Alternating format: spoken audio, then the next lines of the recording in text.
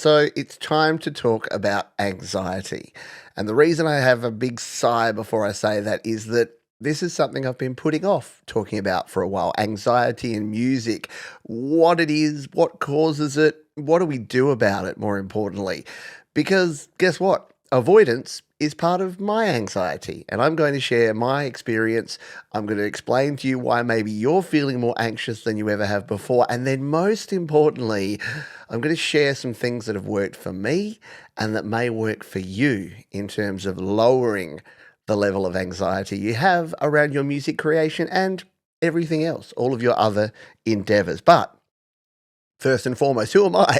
Who am I to be talking to you about this? Well, my name is Pete Johns, and I'm a music educator. My job here is to help you create, record, and release your best music. And a lot of that is the technical side, how to set up your iPad or your iPhone, how to use Logic Pro, GarageBand, plug in an audio interface, set up your microphones. But the what I might even say is more important, or at least as important part, is the mindset, the mental approach, how you get over things like writer's block, how you deal with things like imposter syndrome, because we all have those challenges.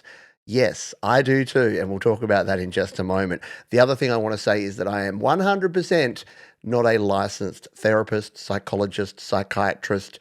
I'm going to share my opinion here, but please, if you do need help, there is help available. There are people that can talk to you. Sometimes it feels like there's no one that can understand you and your situation is 100% unique.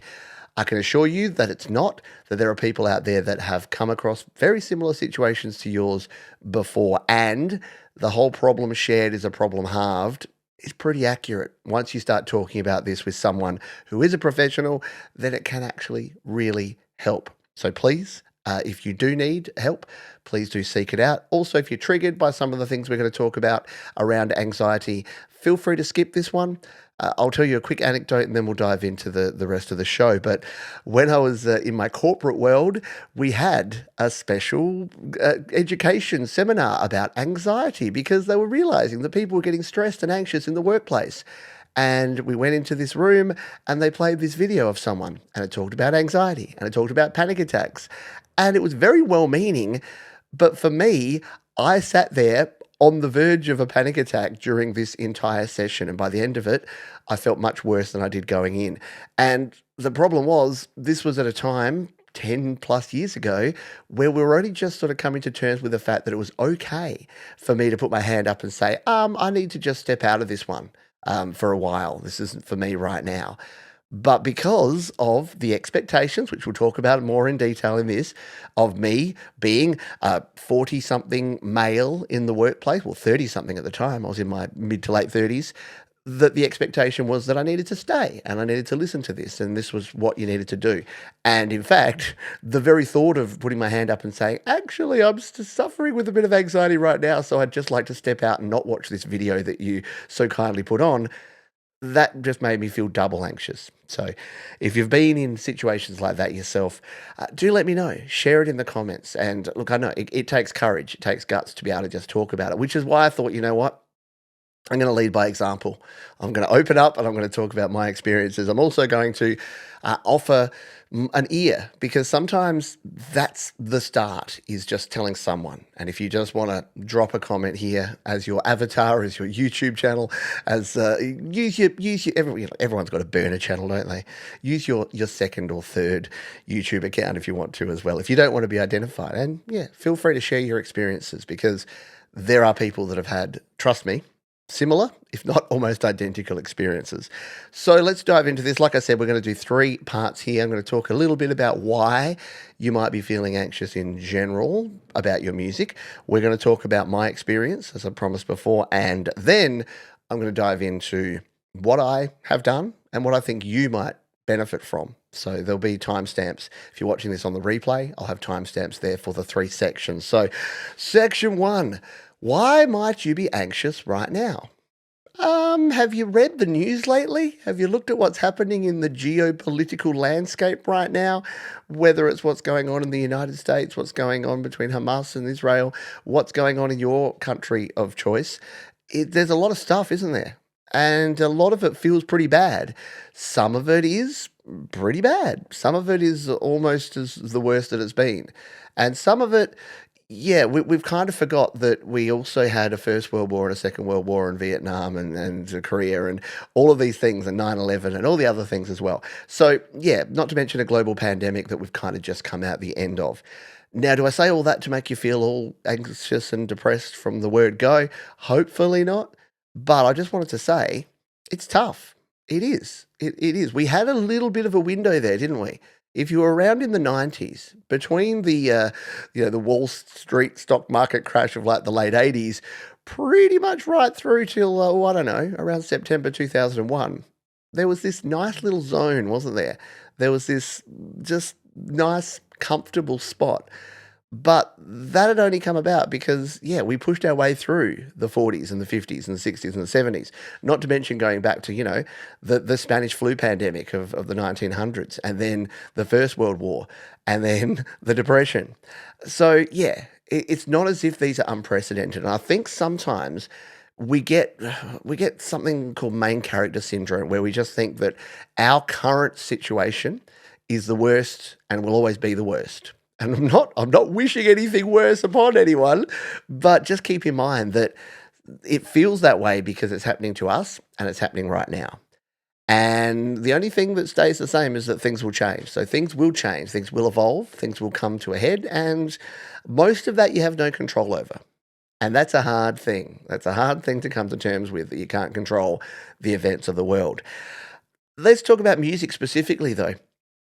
The devaluation of music in the last decade has been quite a shock. So, yes, you could point the finger at companies like Spotify in particular, and they have done some things in recent times. They've done some things personally that have impacted me and my ability to not only just monetize my music, but share my music, such as no longer paying artists if you get less than 1,000 streams.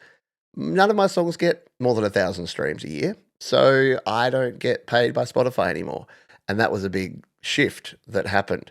So the devaluation of music in general, going from we pay for music, we pay by the song or by the album, to we pay a chunk of money that then gets split up between all the artists, and most of that goes to the big artists. Think about this. How much money do you spend now on music?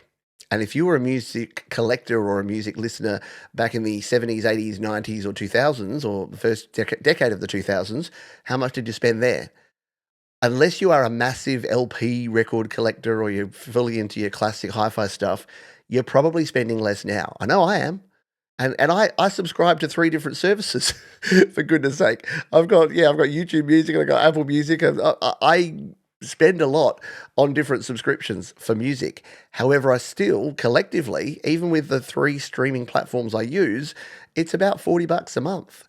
And there was a time where I would buy at least a CD a week at $30. So I was paying $120 for 4 CDs. Now I'm paying $40 for all the music in the world. How on earth do we expect musicians to get paid anywhere near what they got paid in the olden days if I'm paying that little for music? Now, is the answer that we need to suddenly make consumers pay a lot more? Maybe. Or is the answer that we need to ensure that these big companies start being fairer with the distribution of that money? Maybe. And that's a topic for another show, which we'll no doubt be talking about in the future. The lower barrier to entry might make you anxious. And you might be thinking, isn't that the opposite? Isn't that what you're all about, Johns? Don't you want people to create, record, and release and get their music out there to the world? Yeah, I absolutely do. But I also have come across plenty of folks who tell me that the fact that everyone can create music now is a challenge for them. They had that whole thing. Like, and I relate this to the big poker boom that happened in like the early 2000s. There was this big Texas Hold'em poker boom where it actually happened around the same time as, because I used to do a hockey podcast, and then it was replaced. These hockey guys suddenly did a poker podcast. And I'm like, poker? That's interesting. And it was the time the World Series of Poker, Chris Moneymaker, yes, actually his name, won the World Series. And then there was the World Poker Tour, which is the big Texas Hold'em game show, TV show that they put on. So poker became popular, but I was kind of on the bleeding edge of it. And then suddenly every man, woman, person and their dogs, cats and birds were playing poker. And I got to admit, I felt like, hey, this was cool because I was doing it and I was first, and now everyone's just joining on. And there will be people that have been creating music for decades. They know how to use a console. They know how to use a tape machine to record. They used 4 tracks back in the day.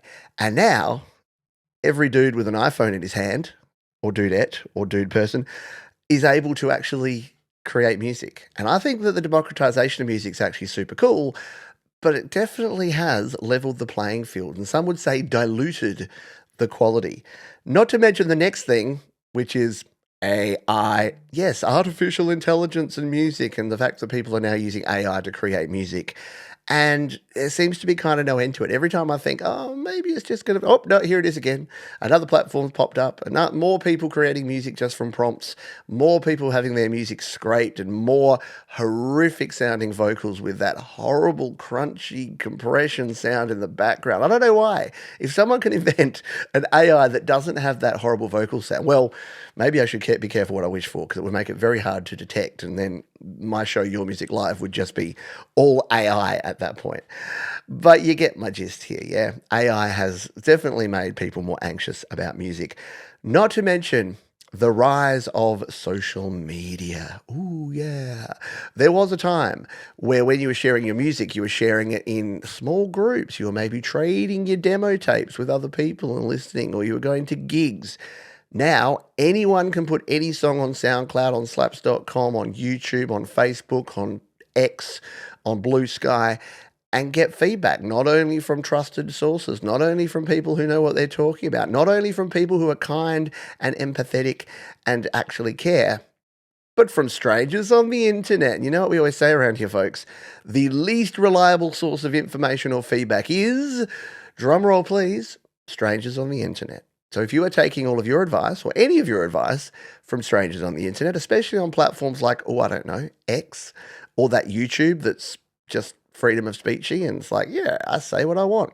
Guess what? Freedom of speech doesn't mean freedom from consequence, but we'll talk about that another day. So there are a myriad of things, or myriad things. So I've been watching a lot of grammar podcasts and etymology podcasts lately. Shout out to Rob Words. So yeah, there's lots of things that can make you super duper anxious. And you're probably thinking of a list of 100 other things, but we have limited time here. And I don't want to bore you with and bring you down with a whole giant list of all the things that are wrong in the world, because there's plenty, but there's hope too. And I just want to inject that in here. Before I go into my experience, there is hope with all of this sort of stuff, because there's ways around this. The reason we have this community, the reason you might be subscribed to this channel and watching this video, as opposed to some of those other videos that are just giant piles of negativity and old men yelling at clouds, is because you want to be part of a loving, caring, supportive community that will help build you up rather than tear you down. And that's exactly what my goal is here, to help people just like you create, record, and release your best music. So if you want to find out how to do that, studiolivetoday.com. Got to throw in a little plug, because one of the things that's making me anxious right now is all of those things above, because the devaluation of music, the dilution of music, it's happening in YouTube as well. And the global economic situation isn't exactly helping the likes of advertisers on YouTube or sponsors on my YouTube videos. So I don't say that to get the little violin out for Johns, who gets to do this as his job. I just am telling you because, hey, I'm susceptible to this stuff. I get anxious. I have struggled with anxiety, which is why, welcome to part 2. If you skipped over the whole part, if you didn't want to hear about why folks might be anxious, or why you might be feeling anxious right now, you just want to get to the story. You want the drama. Tell us your story of woe, Johns. Make me feel better. Give me a little schadenfreude by feeling good at your expense. No, not really. I know no one would think that way. So let's talk about my experience with anxiety. So as a kid, anxiety wasn't even really a word, but I definitely had it. I definitely had situations where I couldn't speak in public. I was terrible at presenting in school. I was borderline antisocial when I was in public situations. And at the time, that was just, oh, he's a shy kid. He's just a shy kid. But really what was going on inside my brain was constant overthinking, constant catastrophizing, and constant fear of judgment of others. And now I pass that on to my children. So sorry, kids, but it was challenging for me at the time. For me, who was not exactly a skinny kid, had a birth defect. Yes, you might notice that one eye looks different from the other. That's because I was born with just one, and was fairly susceptible to bullying and to unkind words. Because you know what? Kids can say the darndest things. They can also be little shits. They can say quite horrible things as well. That all being said, I managed to grind my way through because I surrounded myself. I had a wonderful family, wonderful, caring, supporting family. I had a wonderful group of friends who were also nerds, and we just nerded out together. And kind of, by the time you get to high school, if you get far enough into high school, you kind of just separate out. The cool kids are off smoking weed and doing other things, and you can just hang out and play computer games and listen to rad music. And that's what I did, and sort of graduated through teenagerdom into my 20s, and then had a pretty good run. That was coincidentally the time where things were good in the world, right through those 90s, the 90s and into the early 2000s. And yes, were there some challenges with things like, wars in the Middle East and then the Afghanistan situation and 9/11 and all the rest? Sure. But they seemed very separate. I know that sounds really harsh to think of now, but compared to what's happening now in the world, it feels more like it's having direct impact. So let's take the pandemic, for instance. A lot of people got a lot of anxiety during that because it wasn't some faraway thing. You could say, well, aren't there famines and diseases and plagues and pandemics happening in every country of the world or in lots of countries all the time? Yeah, but guess what? They're a little 30-second stub at the end of the news that says, oh, and by the way, there's famine all across Africa. And you're like, isn't that sad? Famine all across Africa. And then you get on with your day. And I'm not saying that to say that you or I or anyone is not feeling, but let's be honest. If you watched nothing but the news 24/7, you would be, and took everything personally on board, you'd be sitting in the corner in the fetal position rocking. And that ain't going to help anyone, is it? So it's that whole thing that sometimes you can overdo it on the actual exposure. But back to me, so my experience. I got to the point where I was married and I was happy and I had a good job and things were going along nicely. And then I suddenly started having these fears, having these feelings and these fears that were completely unrelated or felt completely unrelated to anything going on. And it started in the workplace when I realized, and this is really great when you work somewhere where you have to, talk to customers, that every time I had to talk to a customer, the fear of the unknown of what they might say to me and what I might have to do, and they might yell at me, and this might be a situation that I can't resolve, and what if it's something that I've done wrong? I just put myself into these positions where suddenly, yay, at work, I was having panic attacks. I was sitting there at my desk and just overwhelmed by fear. And it meant that I'd have to just excuse myself from work. And luckily, I had a job where I could do that. Imagine working on a factory assembly line. It would be a bit tricky, wouldn't it? And there's probably some of you out there saying, yes, it is a bit tricky, actually, Johns. Thanks for noticing. So I would have to sort of just excuse myself. And at the time, I'm like, oh, what's going on with this? This is very strange. Am I having some sort of episode here? Because I didn't know. Because we didn't have the level of education. I know this was only 15 years ago, but no, more than that. This was nearly 20 years ago. But we didn't have things like here in Australia, we have the Are You OK Day, and we have an organisation called Beyond Blue. And there's a lot of work that goes into making sure people know, hey, this is what anxiety is. This is what a panic attack feels like. And this is what you need to do in order to try and alleviate some of these symptoms and not have these problems. So I started doing some research and realized that this is what was going on, and I needed to try and do something about it. So looked at all of the different things and realized that things like caffeine can be a bad thing. So I tried to cut back on coffee. Exercise can really help with anxiety. So I'm an absolutely massive advocate of walking now. So getting out and about, getting fresh air, getting sunshine where possible, or at least fresh air, or at least getting outside and moving. And it helped over time. There were two other things which, not funny, ha ha funny, but when you have anxiety, sometimes it's a bit like phobias. You'll have specific triggers. And I had two triggers that made life a little challenging. Number one trigger was driving. So sitting in a car in traffic, and my wife can attest to this because one of the biggest panic attacks I had was driving home. And I was driving and I was stuck in traffic and I got around a corner. And this was before I'd even sort of identified and knew what was going on and hadn't, didn't really feel comfortable talking to Georgie about it. And so I had to pull over in the car and just say, I just have to go for a walk. And there's my poor wife sitting there going, what on earth is going on? And you can look back on this stuff and laugh. But at the time, sheer terror. Had no idea where I was going, what I was doing. And this is the thing, having anxiety, it can manifest in different ways. It can be everything from that little tiny feeling, the butterflies in the stomach, the not quite right, the overthinking, to full blown just explosion in your body where heartbeat, racing, sweating, feeling fuzzy or feeling like you got tingling in the end of your fingers because your body it's in fight or flight mode, fight, flight, or flee. And and mine was flee. Mine was just like, I don't know what I'm running from. I don't know what's happening, but I just know I have to move. Whereas other people, they will just completely clam up. They can't speak. They can't react. They can't do anything. And you've probably, without knowing it, if you haven't had these, you've almost definitely in your life, if you've lived long enough, been around someone who is or has been. And you might just be thinking, oh, that person's acting strangely. You might just see them completely just stop and freeze up and just completely not talk, almost like they're not breathing. And then other people can do things like hyperventilate, which is breathing too much.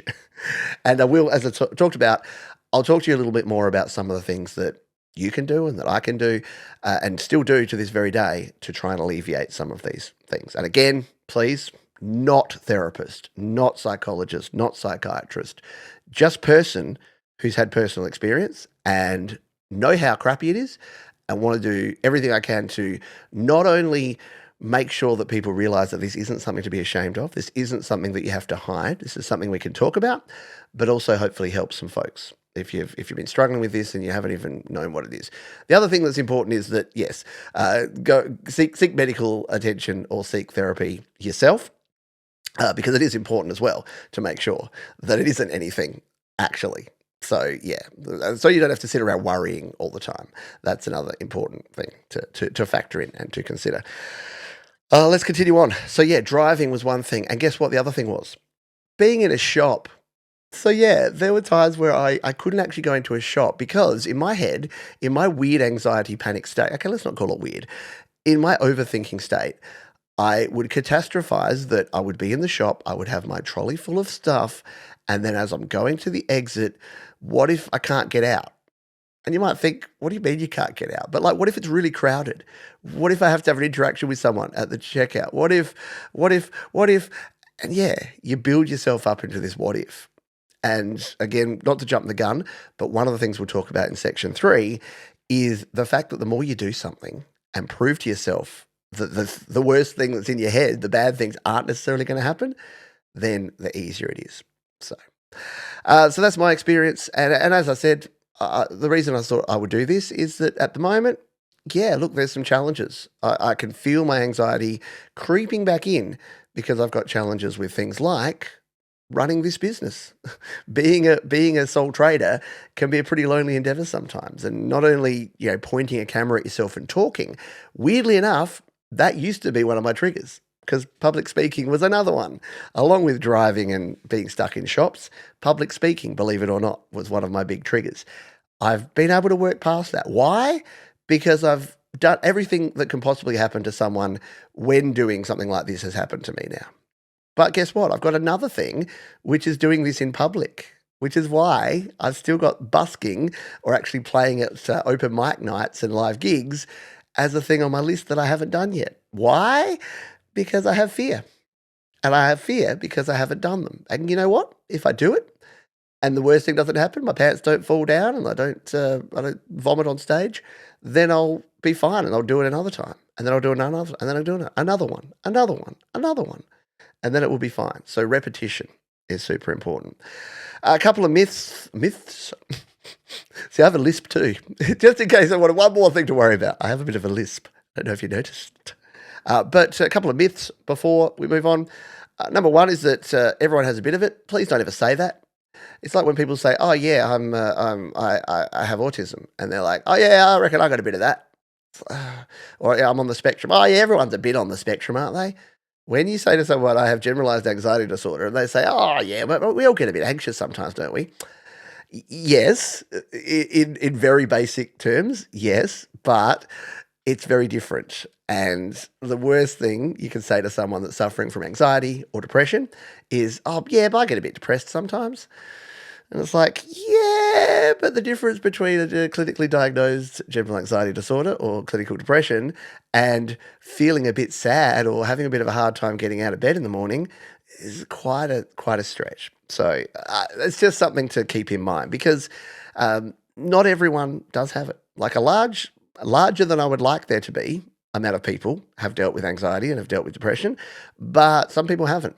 And it can actually be really tough for those people. So yeah, just be careful if you haven't. If you're lucky enough that all the things I've said to you mean nothing, and unfortunately, I know without even knowing that given that you're all creative types, or the vast majority of people watching this are creative types, you are more likely to have had issues with anxiety. And I'm sorry, but it is also your superpower. Don't forget that. I had lunch with a mate yesterday and we were talking about this. And we've talked in the past because we've both struggled with this sort of thing.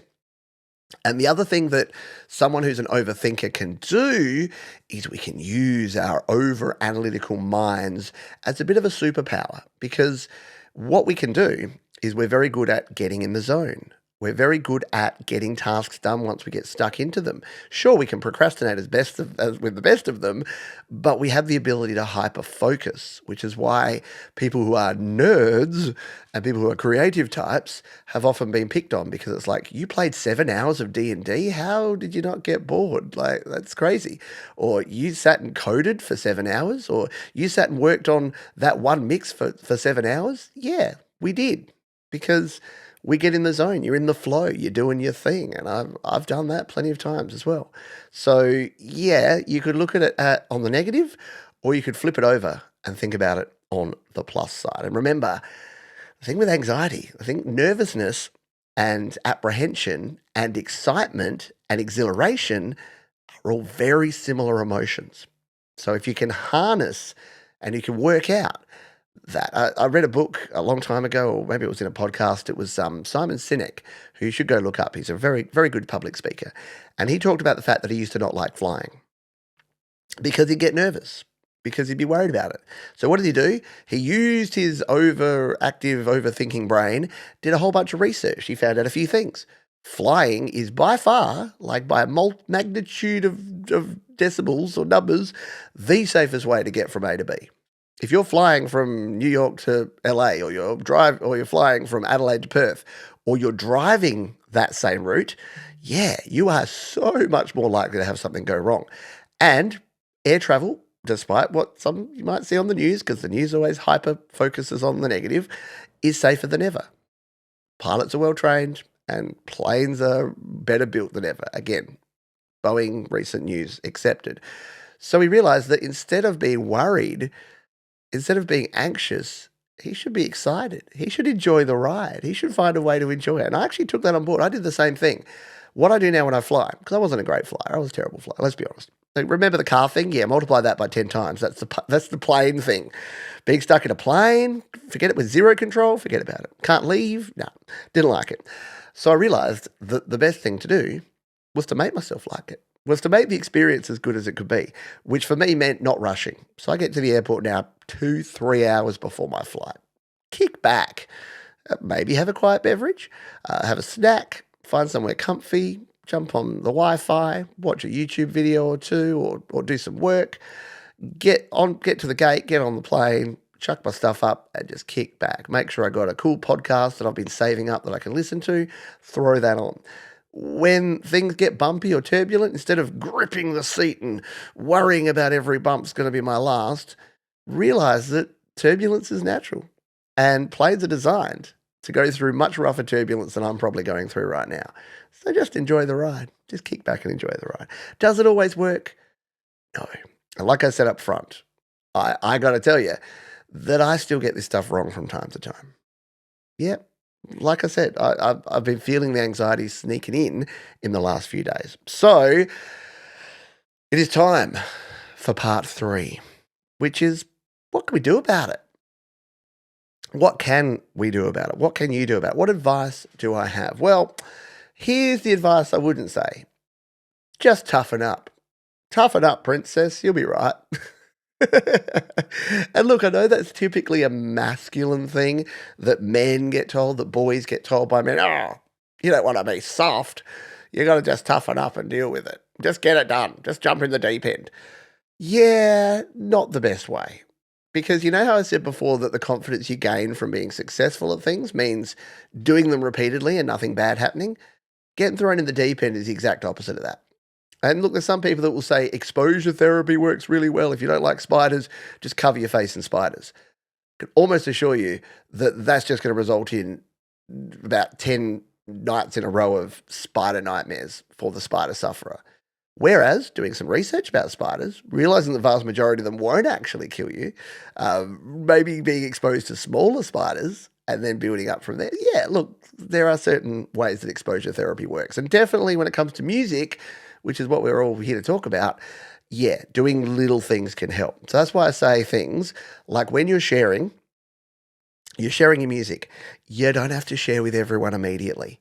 Don't jump in the deep end. Share with one person. Share with a couple of people. Share with trusted people.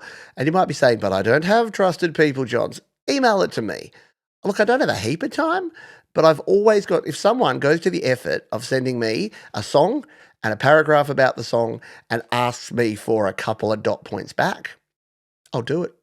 And look, is that a risky thing to throw out there into the world? Pete@studiolivetoday.com? Sure it is.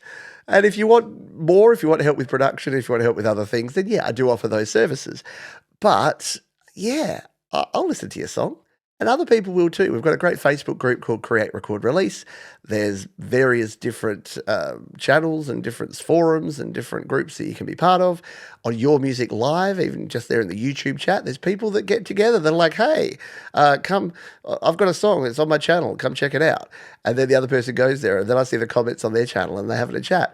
And then suddenly they're collaborating on a song. And I'm like, how rad is that? So yeah, there are ways to share things without jumping in the deep end. Setting a good example is something that I wrote it down here.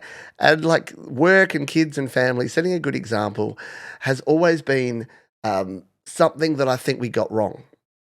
So setting a good example to me is not showing that I'm a man, I'm the father figure, so I don't cry. Nah, my kids know. If I'm watching a sad movie, I'm bawling. Oh, yeah, I'll cry. I'll cry happy tears for happy things.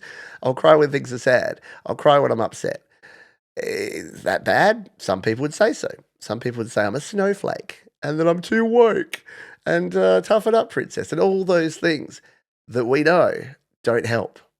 It's like saying to someone, stop feeling the way you're feeling. It doesn't work. It doesn't change the way they're feeling. It might change the way they're acting because they suddenly realize that you're someone that will judge them based on their feelings, but it won't stop the way they're feeling. If anything, it will make it worse. So, what I try to do, this is my workplace, and this is me telling you that it's okay to feel. It's okay to feel the things that you feel. And if you don't agree with that, I really don't know what to tell you because there's very little research that says the opposite, that says the best thing to do is to bottle up all your feelings and to pretend that you're happy all the time. That leads to some very, very bad situations. And unfortunately, some people still believe in that. But they're probably A, not the people watching this video, and B, people that do their research in a Facebook group. And that can be challenging as well. So, you know what I'm talking about. But yeah, for my work, for my kids, for my family, I think that my job is to set a good example. And I think that's changed over time. That good example that I set is not, you need to toughen up. You need to just accept things and it is what it is and go. No, you can be sad about things. You can be upset about things. I was very upset about a lot of the things that are happening in the world right now. And look, doesn't mean you should sit there and dwell on them when you can't control them. No, not necessarily. But feel your feelings. Because sometimes having a good cry, get it all out, you feel a lot better. If you bottle it up and you keep it, it's not good for you. Not good for the mind, the body, or the soul. And not good for the people around you because you're going to be very bloody hard to live with. You're going to be in this constant state of slight grumpiness. Just get it out. Have a big plum party, poor little old me. Get a cushion and just bash it with your fists. Don't do the wall. Don't damage yourself or anything. But sometimes shouting into a pillow or giving your pillow a good punch, hey, you can get some frustration out. Or even better, go just play a violent video game or something. Take it out on Grand Theft Auto 6 if it ever comes out. All right, what about some other things? So once you identify it, what do?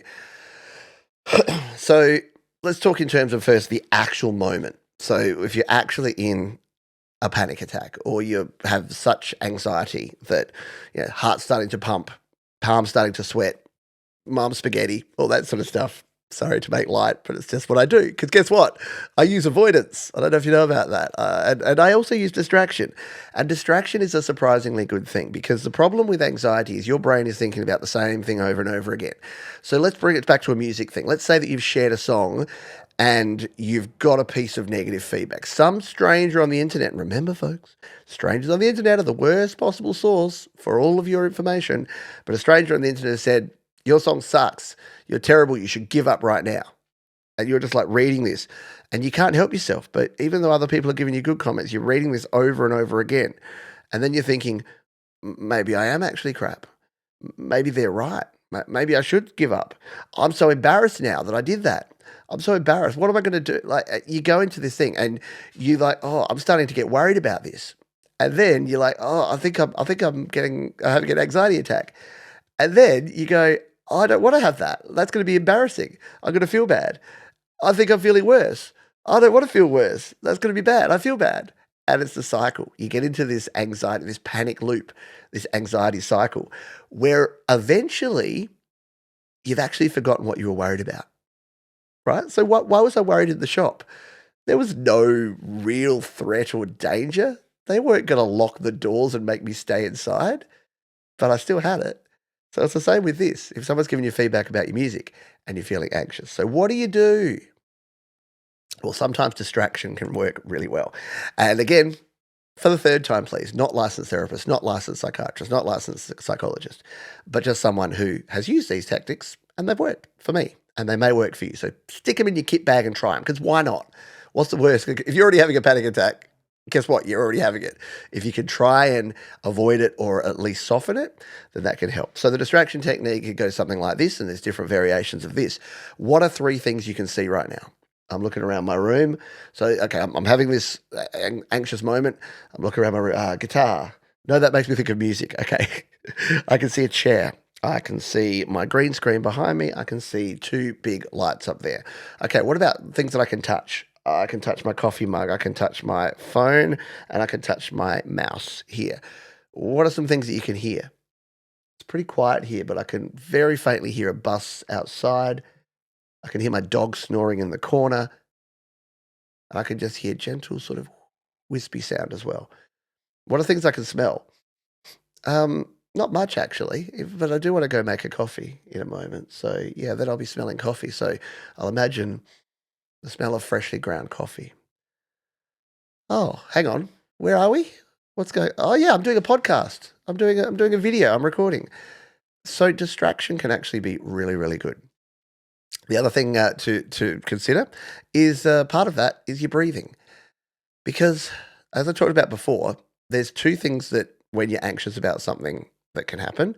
One is hyperventilation, which is breathing too much. That's where you take short, shallow breaths. You're actually breathing in, and you're breathing in too much carbon dioxide, not enough oxygen. So trying to do deep breathing, and you can do something called box breathing, where you breathe in, hold it, breathe out, hold it. So think about it like a box, and you go. So you'll breathe in, big through your nose. Give it a count. Again, depending how long you're going to hold your breath for. 1, maybe to 5, 2, 3, 4, 5, and exhale. 1, 2, 3, 4, 5, and inhale. So get that deep breathing. It does a couple of things. It helps you. So it actually brings more oxygen into your bloodstream, which can actually help because we need that to live. You might be aware.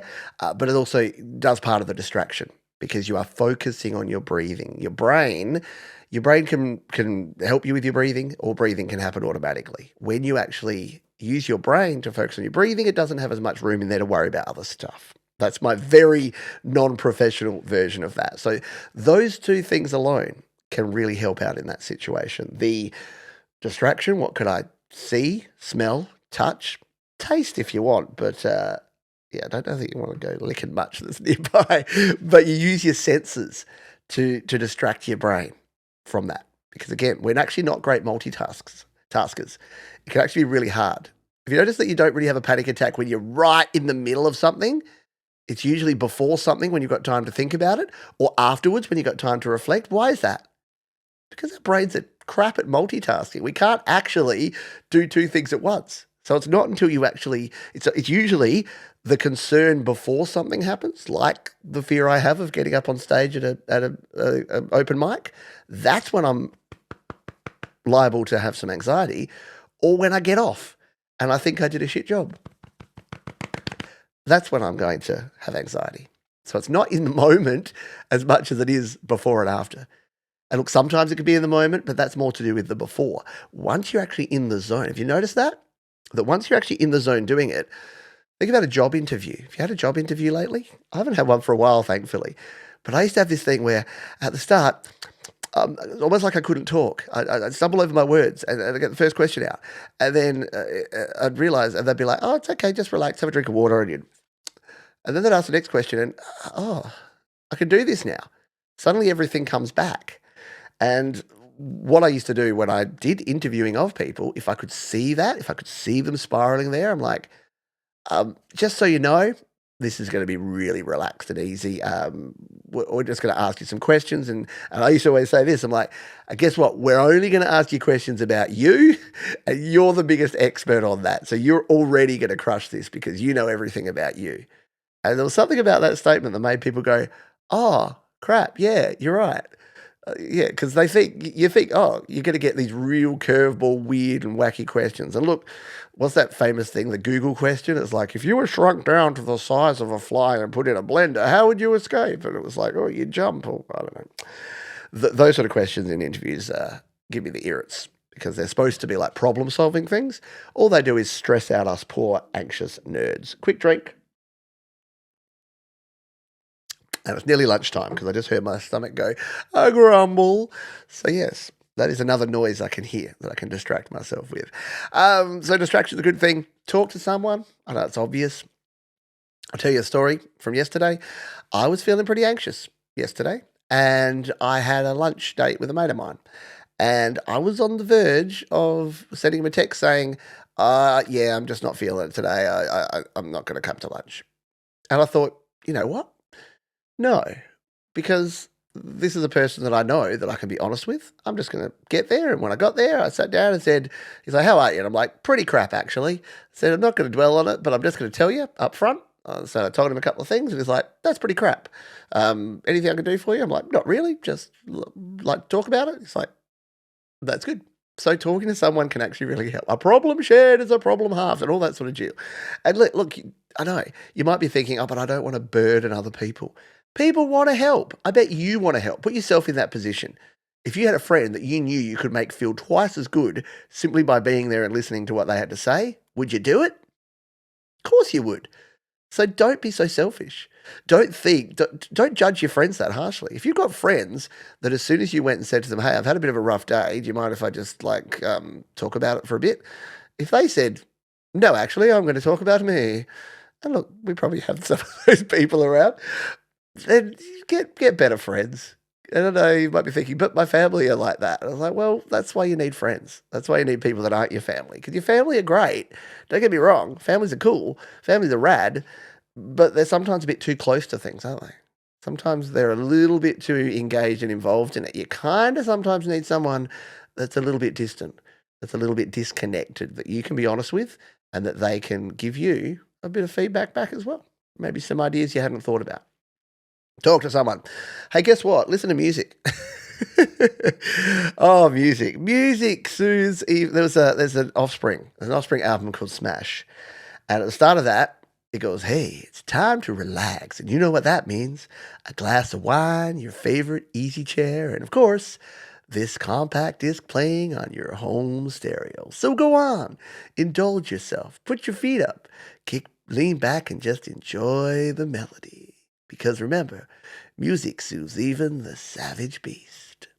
If you know it, you know it. If not, go listen to Smash, the album by The Offspring, and then go listen to Ignition because the Offspring have always had the greatest starts to their albums. If you play their album Ignition, it goes F F F F, and then into some epic punk. So yeah, see, even just thinking about that and talking about that now, I'm not even listening to music, but it's already making me feel good because I'm reminiscing and remembering. So there you go. You can double this up. Talk to a friend about music or hang out with someone and listen to music. What me and my wife love to do, we love hanging out and listening to music. And we'll often do music quizzes together, or we'll do a thing. Here's a fun thing. If you've never done this before, get Apple Music or YouTube Music or Spotify if you have to, and pick an artist that you and a friend or you and a family member both know reasonably well. So George and I will do this, and we'll get together and we'll be like, all right, Foo Fighters. And you go to their profile and it'll have their like top 5 songs. And the other person's job is, you guessed it, they have to guess those songs. So they guess a song and you either go bum bum, or you hit play and you listen to a bit of the song. Or you can flip it around. You can do guess that song. You can say, all right, we're going to go. This is 1990s top 10. This is the Billboard top 10 from 1990. And you play the first like 10 seconds of a song, and the other person has to guess what it is. So you can have a lot of fun with music. Or if you're stressed, kick back and listen to music. It's great. Like, have you ever done that where you finish a day of work and you get in the car and you're feeling kind of crappy because it's been a long day, and you're just like, all right, brain, I'm going to switch you off. We're going to be listening to my favorite album. Let's go. AK Computer, Radiohead, play. And you listen to it and you feel great. You're suddenly feeling so much better. The same thing when you go out walking. Stick the music on. Put your headphones in and put some music on. Be careful. Use transparency mode if you can on your headphones, or take one ear off so that you don't get run over by a truck or lorry, or what do you call them in America? Semi. But yeah, just listen to music. It's a cool thing. Do something else. Do something else. Yeah. So if music is giving you the irrits, then go do something else for a while. And a while could be 10 minutes, an hour, a day, a week, a month, several years. Because guess what? Music is important. Music is great. Music is wonderful. But if music isn't giving you joy right now, if music is giving you more stress, anxiety, and depression than it is joy and happiness and laughter and all the good bits, then maybe it's not for you right now. That doesn't mean it's not for you ever. Don't hear what I'm not saying, but it's maybe not for you right now. And I went through that. I went through that in my mid to late 20s. I was still listening to music, but I kind of stopped playing music. And I did it again when the kids were born, because I had so much going on that it wasn't that I didn't want to create. It was that my brain just couldn't multitask that many things of having 2 young kids and a wife and a full-time job. I just had to take a break. I still listened to music. I kept all my gear around so that when I was ready, when the kids were a bit older and when I was ready to get back into it, boom, there I am, back again. Thank you, man. So yeah, it's worthwhile just distracting yourself. A lot of this is about distraction, isn't it? Maybe that's because that's kind of my bag. Change genres can be interesting. So I'm getting a little bit stagnant and stale with my music, and I realize it's because whenever I play music, I grab my nice Taylor acoustic over there and I just strum away at some chords. So what I've been doing lately is grabbing the bass guitar or grabbing my Les Paul, plugging those in, ticking the distortion up to 11, and then playing something heavy. And just changing that up, just going with something a bit more rocky. If you listen to the last couple of Songtember songs I've done, yeah, I've gone from work in progress and grown to choices and learn, more distortion, more crunchiness, more rock and roll, because I felt like I was in a bit of a rut with the whole folksy acousticy stuff, and I wanted to do something different. And you can change it up. That's the beauty part. You know that low barrier of entry I was talking about before? The good part of that is that it's not that hard to actually do something different, to try a different genre. So why not? Give it a crack. You might surprise yourself. And this is a fun one. We're going to finish with this one. Something a little bit interesting is, Have you ever tried making something deliberately bad? It can be a heck of a good time. Just make the cheesiest, clichéiest thing ever. Maybe do a cover song. Do a cover song, but do a cover song of your favorite rock song and do it as a reggae tune, or do a cover of an old school '60s song and punk it up. I did this a while back. I really like that Righteous Brothers song. You've lost that love and feeling. So one day on a live stream, I was like, I'm going to record a punk cover of this. And it was fun because my friends Thomas and Jade were both watching at the time. And they're like, and I'm like, if anyone wants to record something, I'll slide it in here. And they did. So it's still available. If you search Pete Johns, You Lost That Loving Feeling, or what is it? YLTLF, because that's what I called it. And yeah, we actually created this song, this cover song. And it was cool because some of those old 60s, 50s, 60s, 70s tunes have really good melodies and kind of fun chord progressions. And like that bit, like where it's like don't, like it was like crunch, crunch, crunch, crunch, crunch, like guitars and like some nice drums. Yeah, just fun. So yeah, you can do different things and you can enjoy yourself with music by making something not even bad, but just different, left field, different genre, different style, different something. What do you reckon? Is there any advice in there that kind of gels with you? Is there things that you've tried that have worked really well? Are there things you've tried that haven't worked well? Would you like to share your story and your experience? Because I think that is the key here. The reason the reason I've been putting this off for a while is I was feeling anxious about even broaching the subject. I didn't want it to be this big negative spiel, and hopefully it hasn't been. Hopefully you realize that I'm okay. And if you're going through this, you're going to be okay. That's the thing. A lot of people say, and look, I've been guilty of saying this, that once you have anxiety or depression, it never goes away. And whilst that's true, in essence, it's not exactly like that because there's a lot of things you can and will do that are going to help it over time. Repetition, doing the things, easing into things, using some of those techniques and strategies that I talked about there, not listening to strangers on the internet for your feedback. That can really help as well. Realizing that it's the before and the after times. It's when you're overthinking. Realizing that our brains don't multitask well. So you can use that against them to help you, trick your brain into thinking about something else. Yeah? Hopefully this gave you something. I every time I talk about anxiety, and I did a song called Anxiety, I say the following: I really wish that when I played this song, that people didn't associate with it as much as they do. But you do, because again, many of you are creative types, sensitive types, and that's a good thing. Don't let anyone tell you that you shouldn't feel things, and you shouldn't feel your feelings, and you shouldn't show how you feel. Because that's what music's all about, and that's what life's all about. It's about making genuine connections of love, happiness, sadness, distress, ecstasy. Like these are all feelings, and you're going to feel all of them. And if you try to bury them, yeah, sometimes it's not going to be good because sometimes it means that you won't feel the highs of the goodness if you don't feel the lows of the badness. That all being said, I've said it 4 times now, not a therapist, not a psychologist, not a psychiatrist. So if you genuinely do need to reach out and get help, there are places that can help you. So please do that. That is going to do it for this one, folks. Thank you for being here. I know this was a longer one, but I think it was an important one. Go to the comments right now. Share as much or as little about your personal experience as you would like to, but I welcome and encourage open and honest chat down there because hopefully you've realized that I've been as open and honest as I can be, whilst, it's okay to protect a little bit. You can have your own private stuff. So, yeah, but I think I was able to share more than I have before and as much as that I was comfortable doing so. So thanks for being here. As we say at the end of each and every show around here, please be kind to yourself this week.